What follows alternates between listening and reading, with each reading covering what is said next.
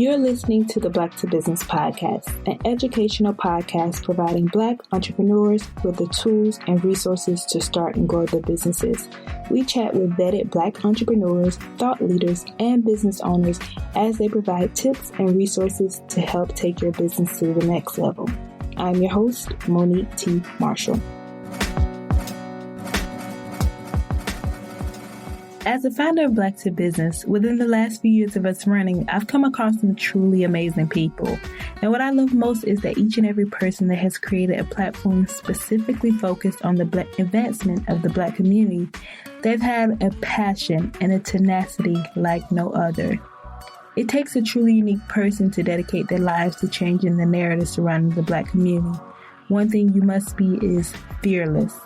That's why I'm so excited to introduce to you today's guest, Jay Colby of the Black Detour. We're discussing how Jay is using his platform to keep the Black community informed. The backstory of Jay is he's a writer, journalist, in addition to being the founder of the Black Detour. He's dedicated his life to not only change the negative perception of Black people in mainstream media, but to join the growing movement in America to empower Black people all across the United States. The inner burning fire. You can't stop a person with a vision. So let's get into it. So Jay, thank you so much for joining the Black to Business podcast. I'm so excited to have you on the show and really to talk about what you do in your mission. Yeah, thanks for having me. Of course. So I like to start off with, for everyone who don't yet know you, a little bit about yourself, what it is you do in your business and why. Well, I'm from Dallas, originally from Dallas, Texas. I started the Black Detour just as an idea, kind of right after I graduated college, because I was kind of having trouble finding work at the time. So I needed a portfolio because I'm in the media business. So I needed more of a portfolio. So I was like, why not start, something that I could have in my own? And it kind of just grew from there. Definitely. So yeah, thank you for sharing that. I think we're going to take a lot away from that because so many people, have that similar story starting and not knowing where to go or having those opportunities. So thank you for sharing that part of your story. Yeah, no problem. And yeah, so if you could just talk about who is Jay and like what was, that transition like, because I know you said that you couldn't find a job out of college. So how was it growing the Black Detour and what is the Black Detour? So basically the process kind of started like I said before, not being able to find a job, not being able to. So I was just like, I'm going to create something for my own. And then just thinking that we need something for our people and something that we could have our own voices. And it kind of just grew from there. And me as a person just feeling like, what can I do? Cause feeling like I'm voiceless and all these things going on, like police brutality and this going on in the world, just feeling like I don't have a voice because I can't always speak how I want to speak. If I freelance write for somebody else or if I write for another publication, then I could for my own. And so the Black Detour just basically is a platform so people can speak, Black people can speak, and have a voice for themselves in this climate that we're living in.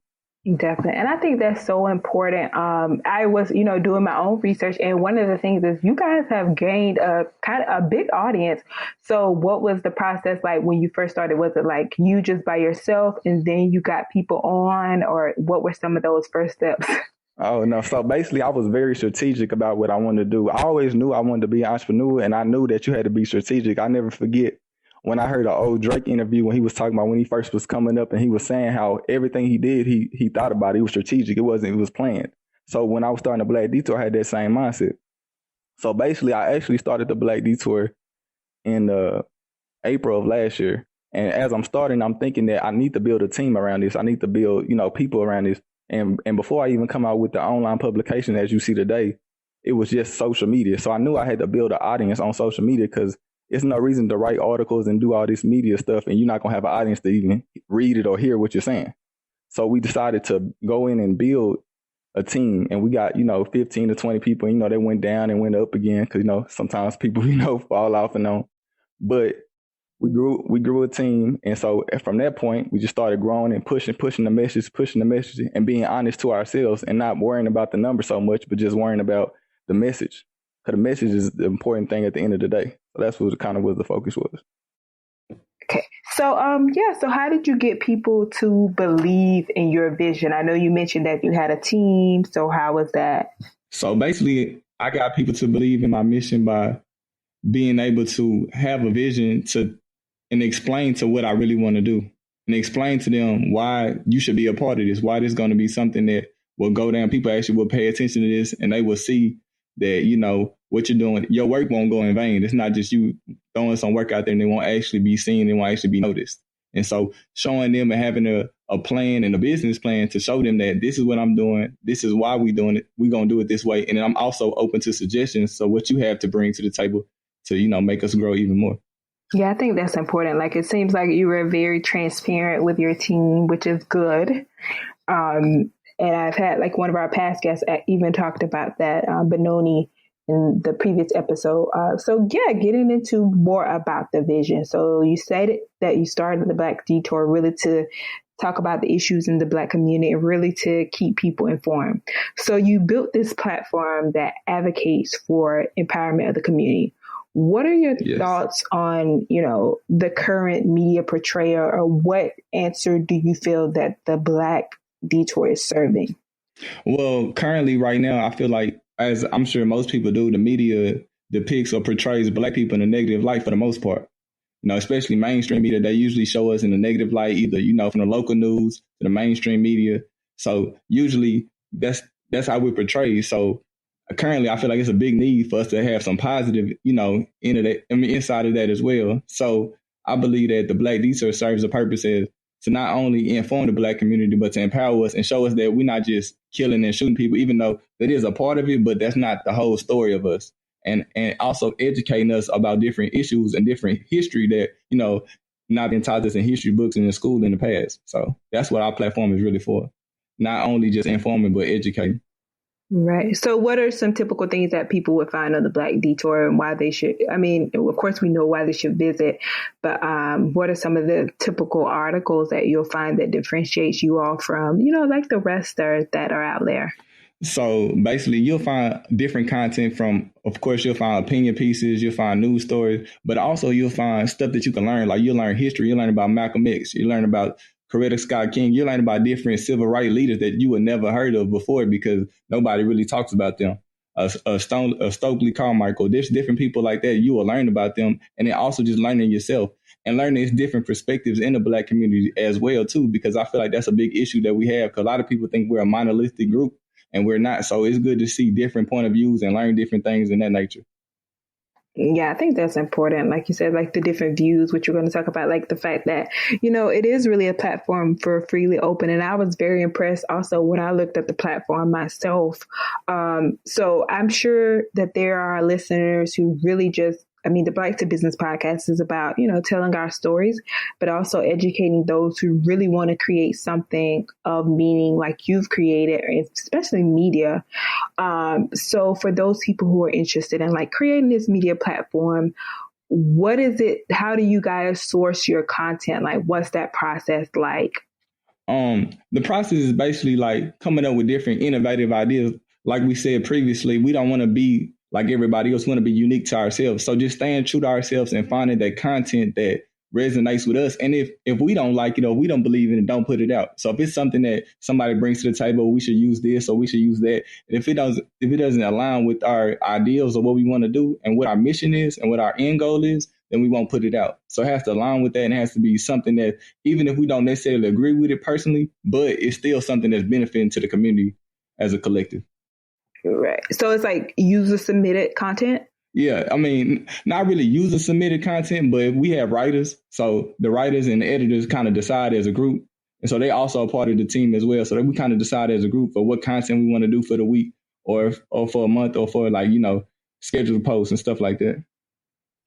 Like, that's a great point. So you all like schedule, even like the process of planning ahead. So you all like schedule your content ahead. And what was it like for you to even like create this team, like manage this team that you're creating? I know you mentioned that you're very open to ideas, but having like an editor and for example, those people who don't start necessarily with those resources. Well, it wasn't difficult for me because like I said, I had a background in media. I went to school for this, so it wasn't as hard, but I feel like the hardest part for me was, I guess you would say, like managing different personalities and getting people on the same page and working with different people. But I would tell somebody who doesn't have a team, Because when I very first started, it took me like a few months to even get the team. So at first it was just me by myself posting on social media, getting it out, getting the word out before I even was able to gather a team together. So it does take a time and a process. And I would just tell anybody who listening to just stay encouraged and just, keep searching for a team, but don't just give up and wait for the team. Just keep pushing by yourself. I love that. I think we had a past guest also talk about don't wait for others to see your vision through. Oh yeah. Yes. So because most people won't believe in your vision. Because I even know even people close to you won't even believe in your vision. It could be your mother, your father. Everybody won't believe in what you're doing. So you have to just keep going for yourself and do it. If it's really what you want to do, right, and you can't see yourself doing anything else, you have to go after it. Definitely. Yeah, I agree. And even still, it must have been, because I always think like people who start these kind of platforms, it's something that's kind of like there is a peak in why you started, or was there like a background thing that really got you into the issues that are surrounding our community? What inspired that, you think?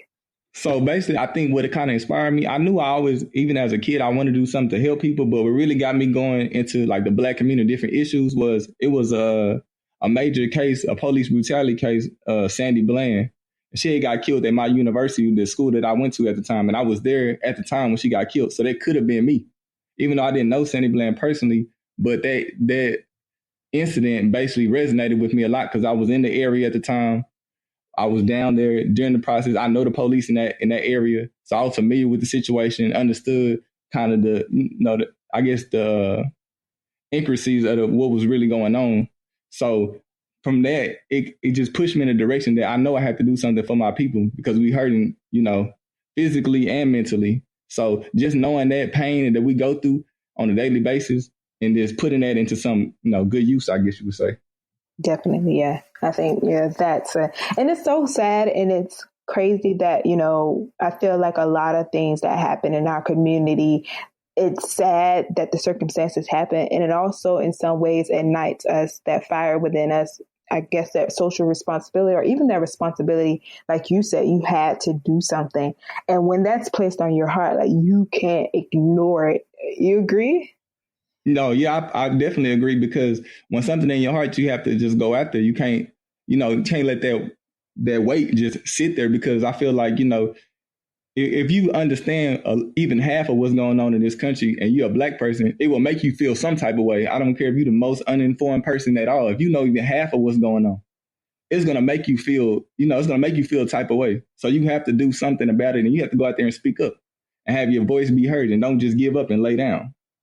Definitely. I love that. Yeah, you've got to do something. We have to, as a community, as uninformed. I think one of the interviews I did is like, we can't afford to not be in the know right now. So definitely true.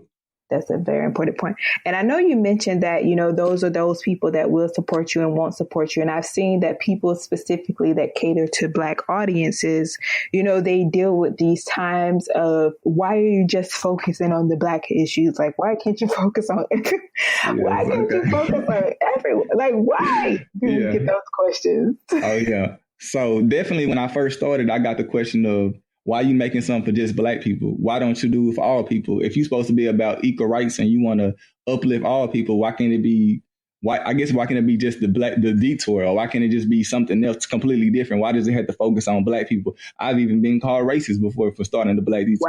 Wow. I've even been called, I'm racist. I'm, just different derogatory statements towards me just because I wanted to do something for my people. But that just let me know I feel like that I'm doing something right. If I got you reacting that bad off of social media, off an article, or off just a platform, then I'm doing my job. So yes, I take it as a positive. You want to feel that bad. You want to write a dissertation under a comment. That's fine. I won't read it, but that's fine. And you can just keep pushing. And I'm glad I got your reaction that bad.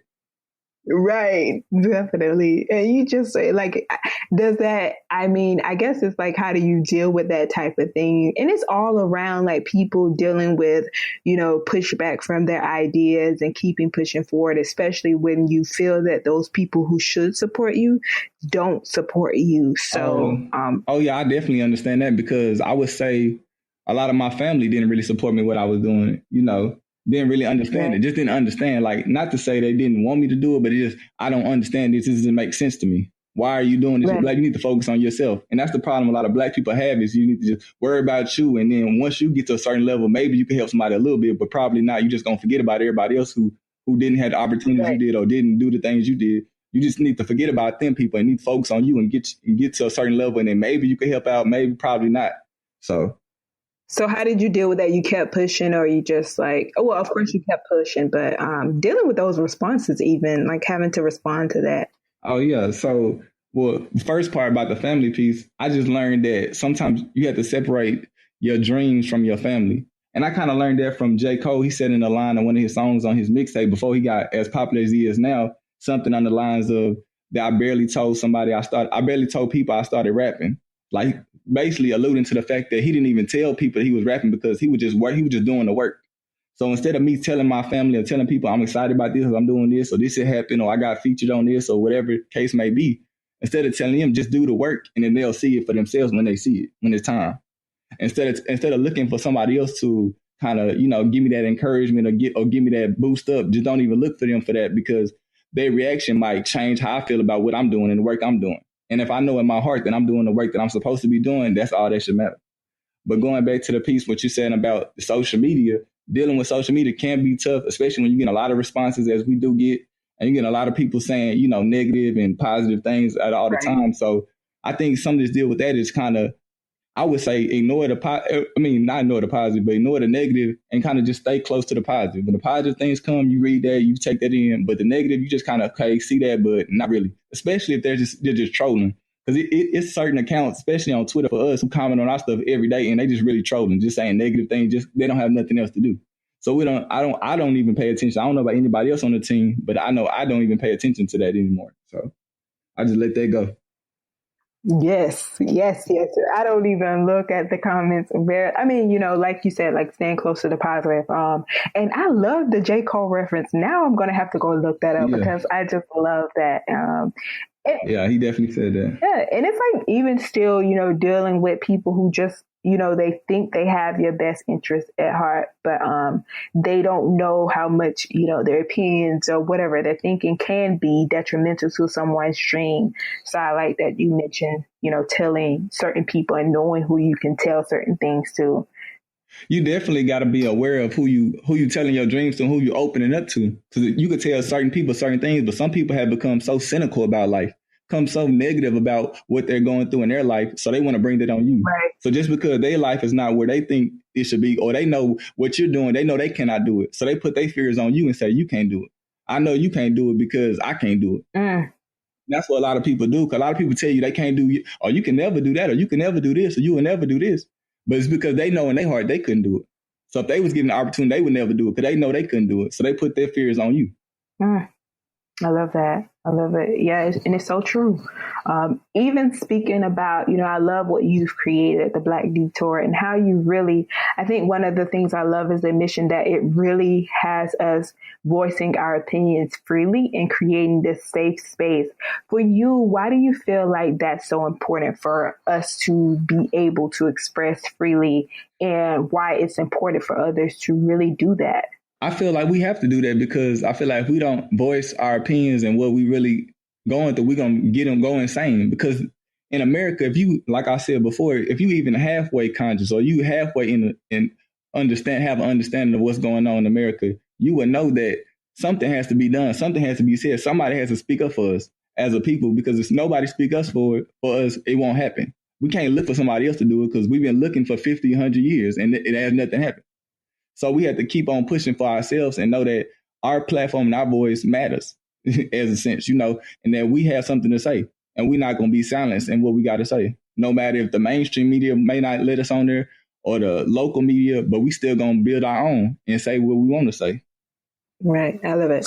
And I'm so grateful I live in this time now where it's kind of like don't you think we've been able to, with the internet today, we've really been able to create these opportunities, and you've been able to create an opportunity that's really employing other people, but also like a platform that gives us a voice, speaking in terms of like ownership And I know you have a social media background. So what advice can you give? Because I recently just saw where Fashion Bomb Daily, which is a major social media platform, and they have an online presence, website as well.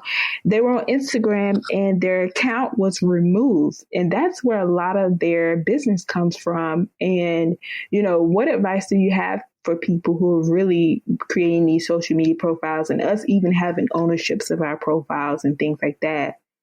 Well, I would tell anybody who is trying to start something else to be aware that, this is not your platform. So also build a website or build something that you own yourself, because at the end of the day, they can take down that at any time. Because there's a lot of accounts that I know in friends that I had before who had big accounts, 50,000 followers, 100,000 followers, and been taken down for some of their content because they don't own it. So I would never forget that in the back of your head that you don't own this content. But to grow a social media account and to, put that together, I feel like something that we all have to do is to be patient.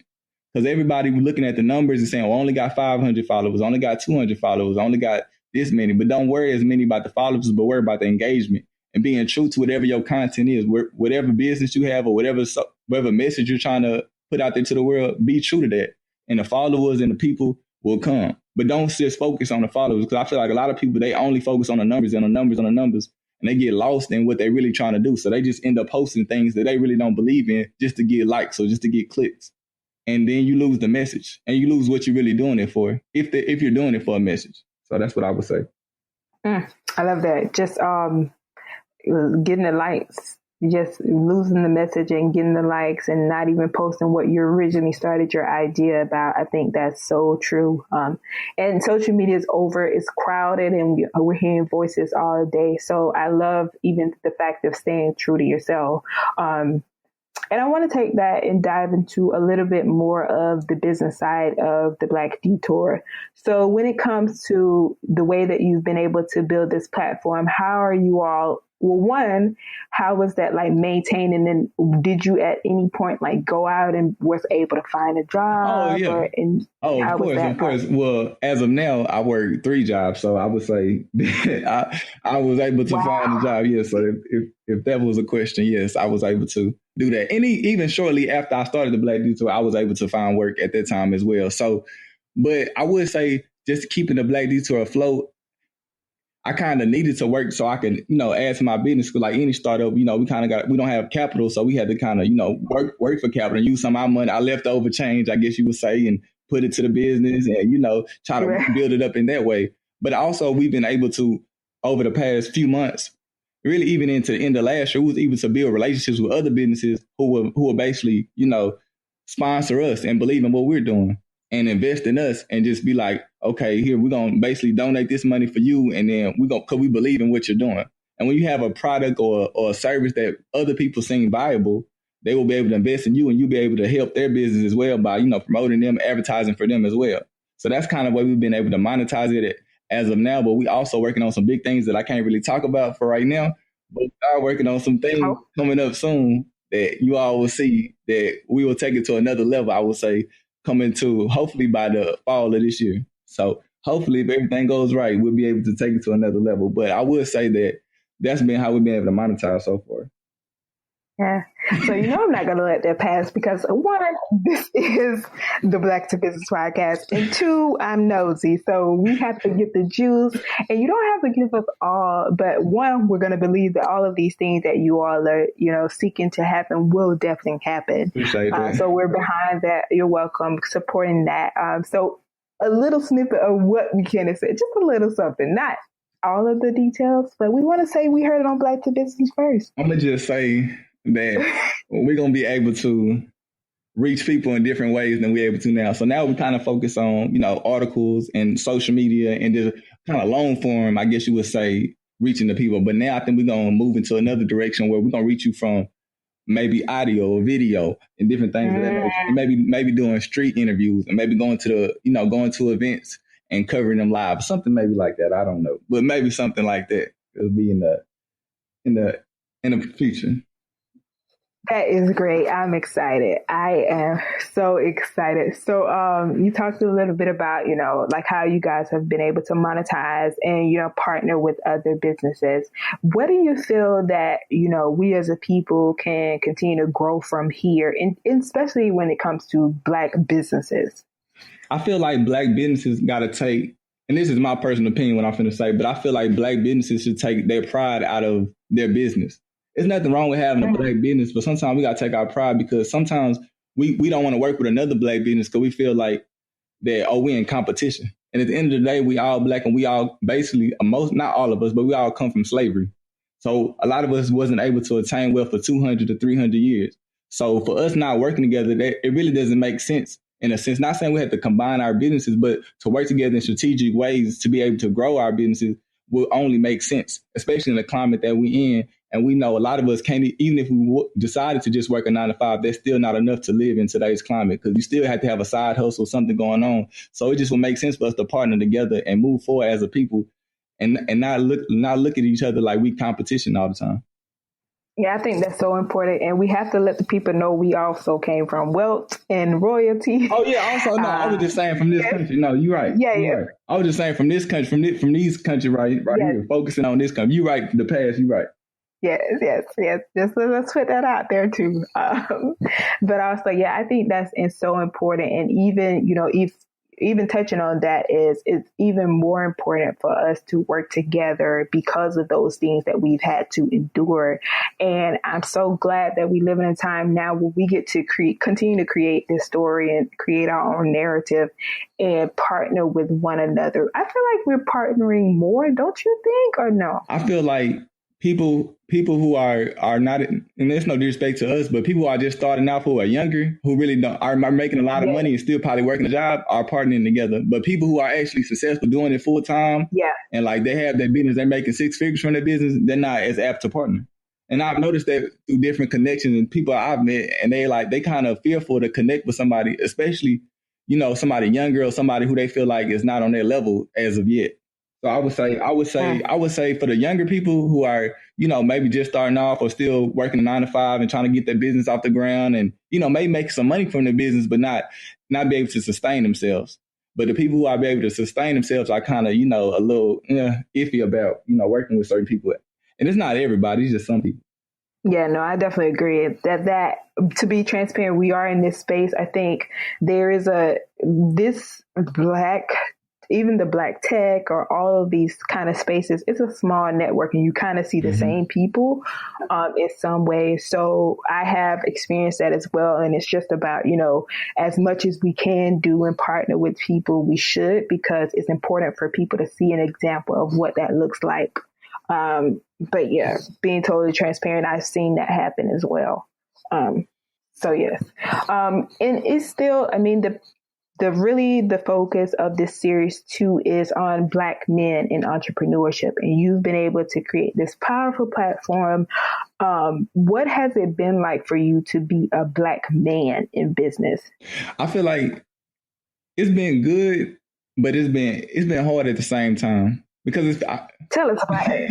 It's been good and hard at the same time. So basically, I feel like it's been good because it's a lot of Black people now, like you were saying before, starting businesses, working together. So it's like a good movement for that. But I feel like sometimes people assume when they see the Black Detour, and I don't know why, maybe you could tell me, but they see the Black Detour and they think that a woman owns or founded the Black Detour. They think it's a woman, behind it. A lot of people think that. And I think it's because, and I kind of did this on purpose as well, I wanted to make it where you wouldn't know if it was a man or a woman or whoever was behind it. I just wanted it to be like, it's the Black Detour. I didn't want it to be like, it was a woman or it was a man or it was whatever. So I throw different perspectives out there all the time, or different articles or different, different social media posts that people would assume that, oh, it's a woman or this a man or this or that. So that's the only thing that's been kind of troubling because people, they be like, whoever running this is like, they'll say certain things like that. But being a Black man running this, it's kind of refreshing because it has allowed me to reach out to other Black men who are running their own media sites and their own stuff and find about them, and we can work together, and other women as well. So that's also been great. Well, let me touch on this, the women's perspective, because I think we're also, and it's so great. I love seeing, Black men in business, and it's rising more and more. And I'll be honest and say, like, as a platform that really resource to really talk about Black entrepreneurs and their stories, sometimes to get Black males, it's, like we have to really search, and not to say that you all are not out there. It's like, we're trying to figure out who's behind these businesses, but it's also like this push of agenda, of Black women just being so powerful and successful. And I love it. I love it. I love being a Black woman. But one of the things I have to think about is I don't want to be another statistic in that, forgetting about my community and continue to create these Black families and not leaving our Black men behind and things like that. So, I think it's refreshing, like you said, to even see like Black men who are really making power moves in entrepreneurship. And I can relate in what you said, because even me doing my research, Jay, I'll be honest and say, you are highlighted, you are popping on your social media, with the Black Detour. I appreciate it. But then when I go on your private social media, I love the fact that it's not like, it's not about you. And I think that that's what's making it more even special. It's not like your face is plastered over the whole. Because I never created the Black Detour. For me, the Black Detour is bigger than me. I feel like the Black Detour have it's his own thing in itself. I never created the Black Detour to get J. Colby or get my name out there. I did it for the reason, the mission of it. Right. And I think that's so important because, you see this grand platform and then you see Jay's profile. I'm just saying, and he doesn't post much, guys. He's just on his own personal. I know. So, yes. So I love that. I love that. And it says a lot about people who are kind of like that. You stick into the mission and the purpose and not getting, sidetracked with all of this activity. But yeah, so it's refreshing to see Black men in business. Was there anyone in your life that kind of like you would consider as like they mentored you to be who you are today? Yeah. So me personally, I didn't have a lot of mentors growing up, as in like people I met in person. Like, some people gave me like good advice and different stuff like that, but nobody really was my mentor. But somebody I looked up to and I kind of followed them, and they kind of got me into wanting to be an entrepreneur. Is two people. One being Les Brown, is a motivational speaker.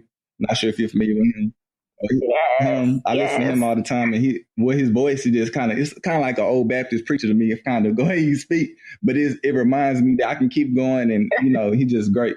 So him as well, and also somebody unique that most people wouldn't think is Damon Dash. Is an old producer with Jay-Z back in the day.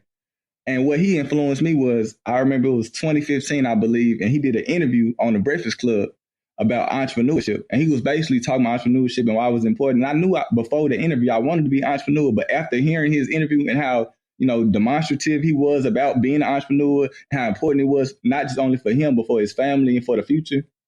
And basically stating that if you could work a job for 40 years, but you don't own anything, you can't pass that down to your kids. Or you can't pass that down to your grandkids. So just saying the importance of entrepreneurship and having your own businesses and stuff like that. So those are two people who I never met, but they influenced me a lot and kind of mentored me from afar, I guess you would say, just listening to them and understanding their journeys. Yes, I love Les Brown and Mamie Brown. Yeah, Les Brown. Les Brown, Mamie Brown. Yes. And even that Damon, I literally was talking about that with someone yesterday. We were talking about the top Breakfast Club interview, and I think the Damon Dash and the Minister Louis Farrakhan was the top. That's a good one too. Yeah. Yes, it was like they were unapologetic, and I think that's what we need more, so we can ignite this fire in one another. Most definitely. So yes, and even still, like, are there any ways that you have found that you're mentoring people through business and? All the time. So also, as I do is one of my side hustles or something. I also coach people in business from time to time. I didn't even try to start into this business. People just will come to me and be like, "Oh, you doing this? You did this? You did it? How did you?" So it kind of started that way. And people always come to me all the time and ask me, so how did you grow it? How was you very strategic about it? Yeah. What was your target audience? And a lot of people want to know that, because even though I'm focusing on Black people, I still have a target audience of what type of Black person that would like the Black Detour's content. Because what a lot of people don't know is when I first started the Black Detour, most of our audience was 35 and older. Because that's what I knew, because I knew young people, especially my age and younger, and even people between the ages of 25 to 29, not always interested in what we were talking about at first. Because we were talking about deeper issues, different things that was going on, social justice. And, young people care about it, but at the same time, they want to go to something that they know that's popular, that's already going. Right. So I knew once we build up enough older people who was following us from the beginning, who really don't know about social media, who just kind of on there following stuff that they like, they just clicking stuff most of the time. So they would more or less follow us first and give us that audience, get us that feedback, and they reply back all the time. They're very, they stay on us all the time, and I appreciate them.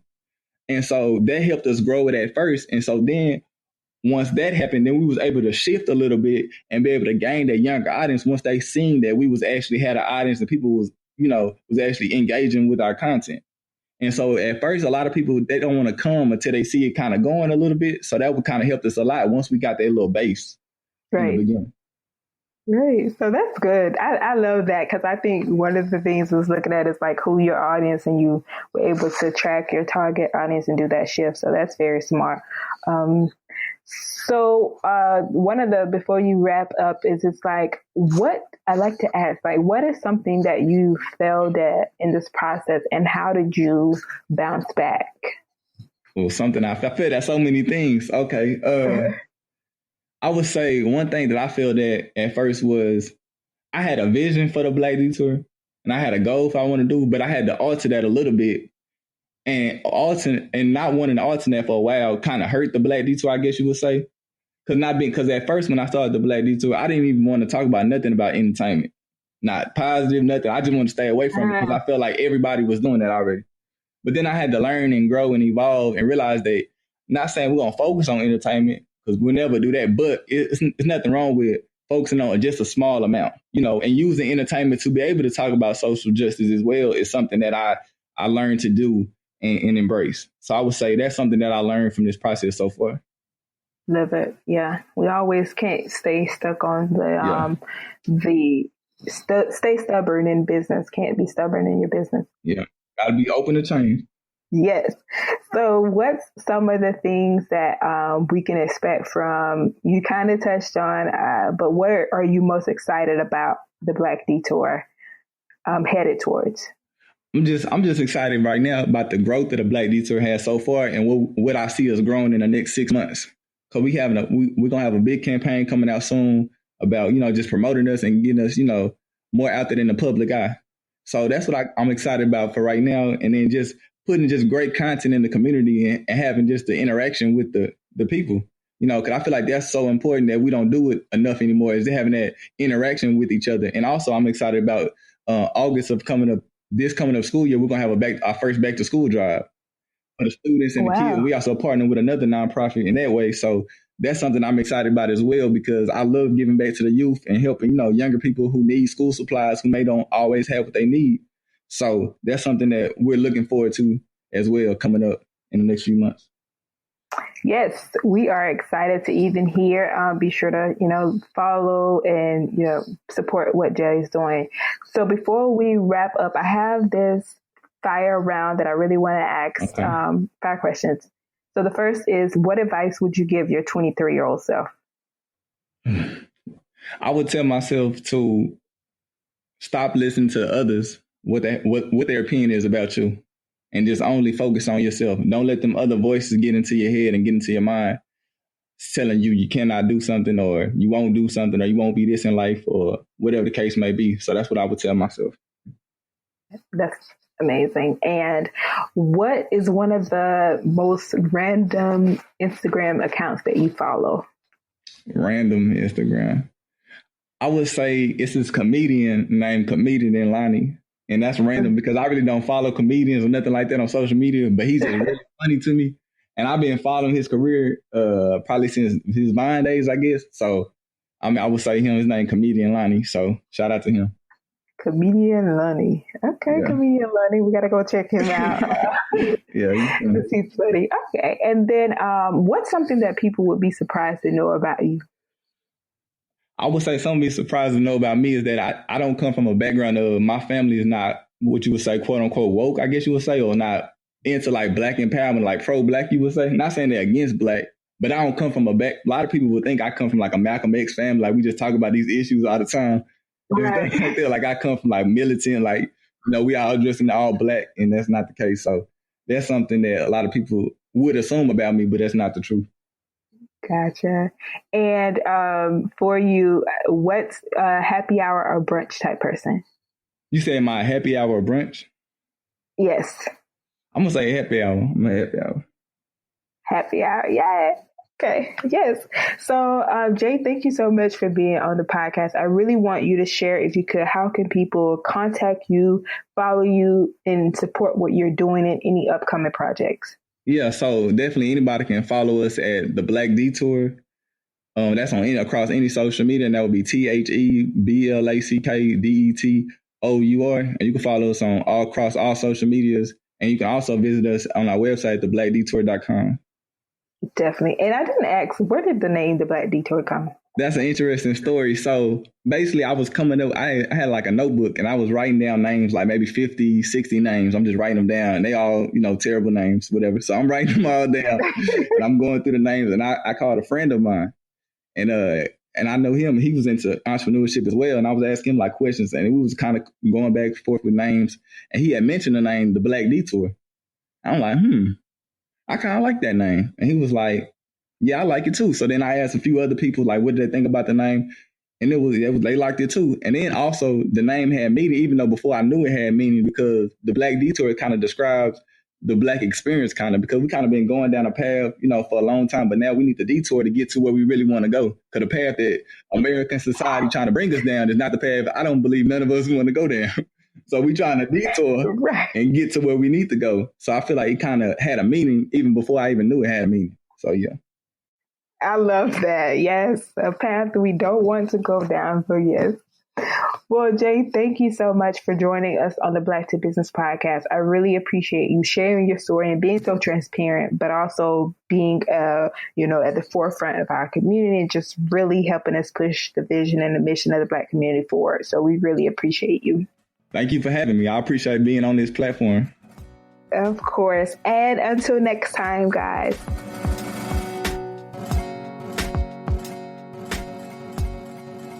I hope you enjoyed the episode because I truly enjoy recording that episode. If you want to see show notes from that episode, please go to blacktobusiness.com/EP30-J Colby. As we continue to do the work within Black to Business, we hope that you continue to support us. Please feel free to reach out to us at hello@blacktobusiness with any questions. Tell us about your entrepreneurial journey. Until next time, keep pushing the culture forward.